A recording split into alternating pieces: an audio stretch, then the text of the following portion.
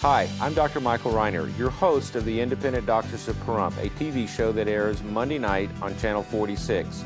I want to remind you that I am a practicing physician in Pahrump, and I'm an independent practitioner, which means I am not bought by any insurance company or corporate medicine. We provide the highest level of care. We have nurse practitioners. We have other physicians, specialists who come to our office. Please come visit me. I'm at 1316 East Calvada here in the heart of Pahrump. Thank you.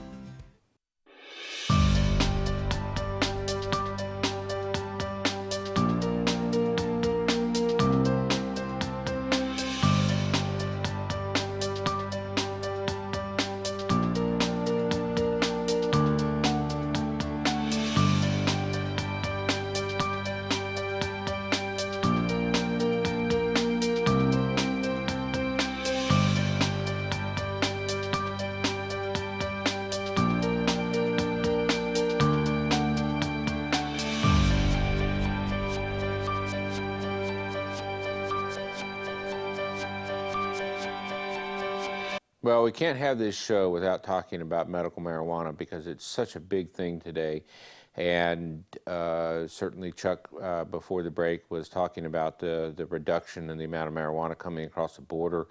And that experiment has actually been running, in Europe, where basically you can go into some countries and you can get whatever you want in any particular drug. And there are those people that will use drugs and those people that will not use drugs. But if you take the criminality out of the drugs, then you reduce a lot of crime rate for a lot of different things. And what do people have to steal money for at that particular point?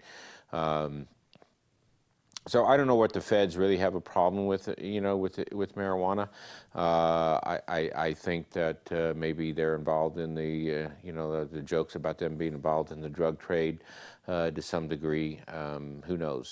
Certainly, there's some movies that show the CIA as that's how they get their money. But I mean, and that's pretty far-fetched. But you never know today. I mean, there have been a lot of things out there that no one should be surprised by anything that they hear, but certainly when they see. But I'm not the one to deny or confirm that particular issue. But we can all follow the money trail and wonder why some things are the way they are. And usually money's at the root of that, whatever that evil happens to be, unfortunately.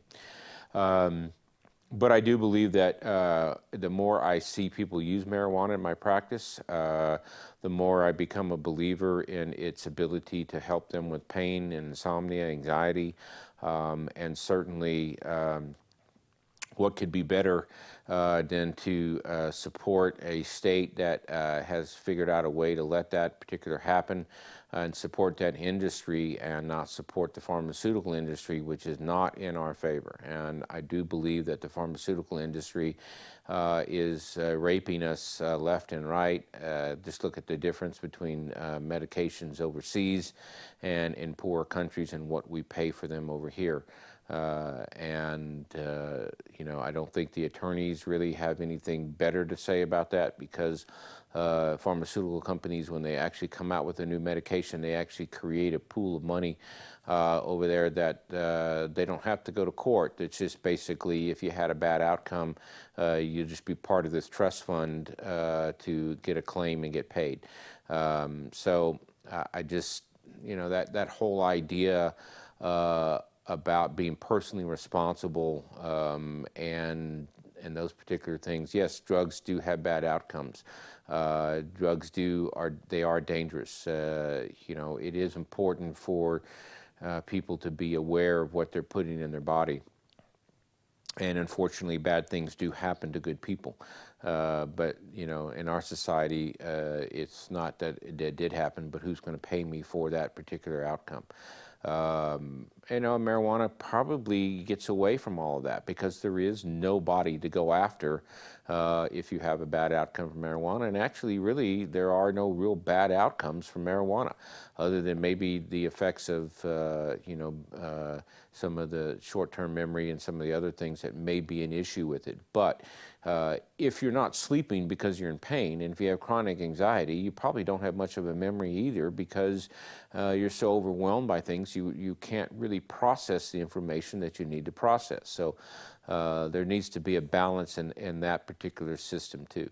I've actually had a few patients that have had chronic pain that I saw today that were prescribing their pain medication, and I asked them if they would be interested in considering marijuana as a use for that.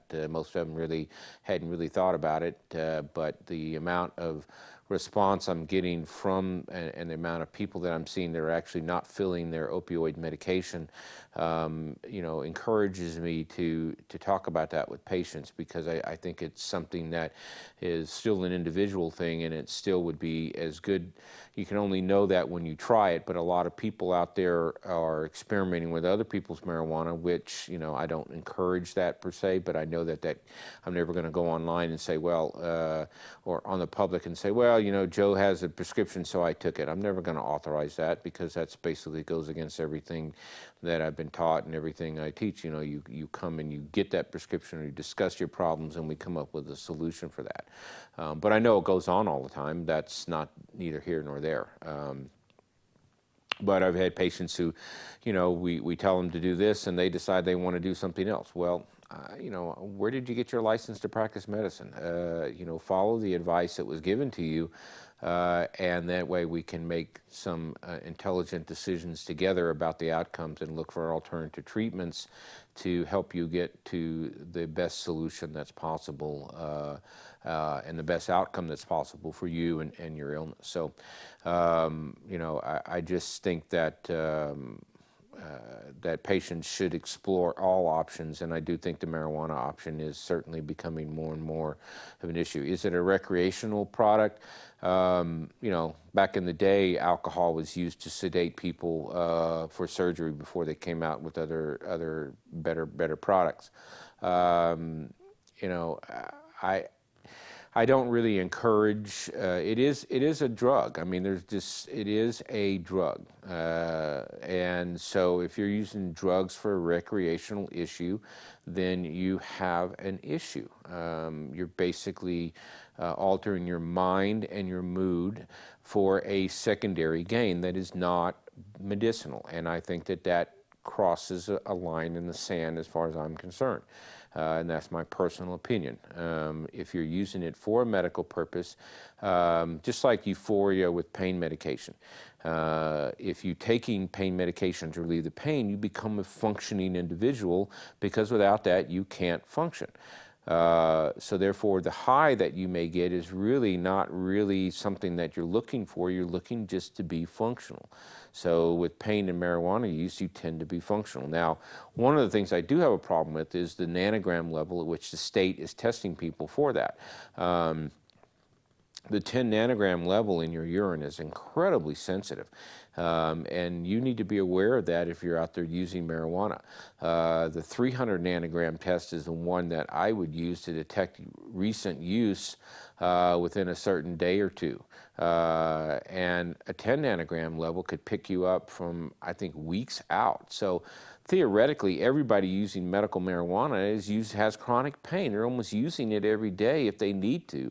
So yes, you're going to turn up positive for marijuana if you're out being tested for it.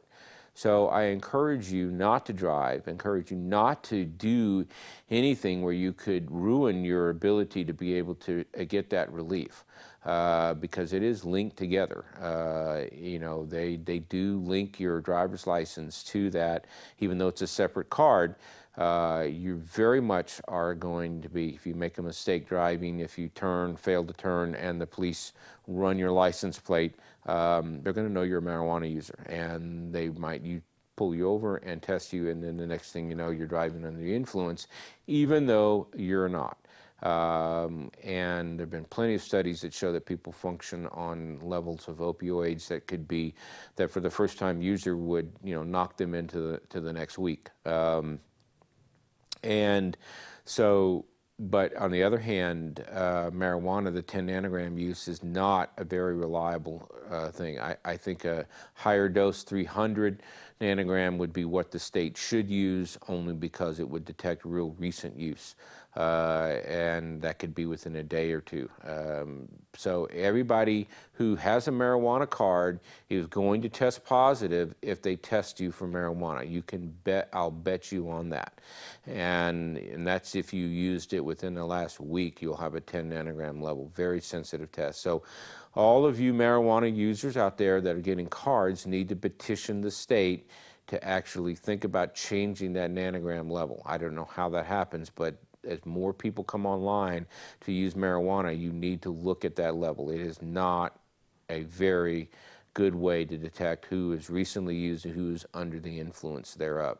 And in the meantime, please don't take your car out, don't drive, because even though you think you can handle it, you will turn positive if you make a mistake, and that will ruin your ability to continue, because that's going to be a DUI, and I don't know the rules, but my guess is that you probably would lose the ability, because I think they do a criminal background search on some of those people getting that thing. So if you're a felon or something like that, you may have difficulty in getting a marijuana card. I don't know all the ins and outs on that.